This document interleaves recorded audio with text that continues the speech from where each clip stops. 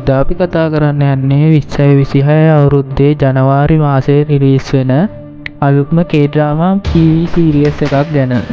මෙම drama එක release වෙන්නේ 2026 ජනවාරි 3 වෙනිදා කියලා තමයි දාලා තියෙන්නේ. කොටස් 16කින් සමන්විතයි.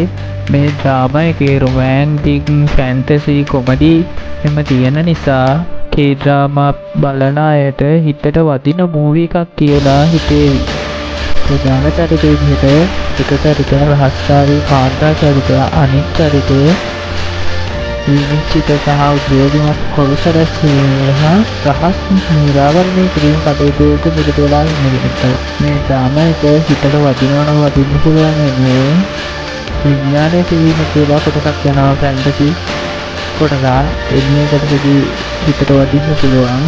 ඒකේ තියෙනවලු romantic, evil, fantasy මිශ්‍රණයක් තියෙන නිසා කතාව හිතට වදී කියලා හිතෙනවා. යුග දර්ශනයේ පසුබැසීම එක්ක කාන්තාර හෙළිකරුව, ඒ කියන්නේ විරුද්ධ පාර්ශ්වයෙන් හොරා යුග දර්ශන රාජසිංහයා වැනි චරිතයේදී පුදුම වෙන්න පුළුවන්.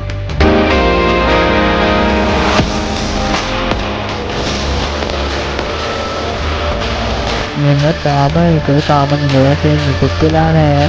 ඒ කට්ටිය දන්නලා තියෙනවා. තව මේකේ කොටස් නිවසෙන් නිකුත් වෙලා නැති නිසා කොටස් වල පිටපත් වල වෙනසක් වෙන්න පුළුවන් කියලා තමයි දාලා තියෙන්නේ.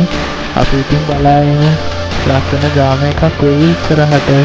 එහෙනම් ඉතින් අපි ගියා තව ලස්සන drama එකක විස්තරයක් අරගෙන ආයේ ඉන්නවා.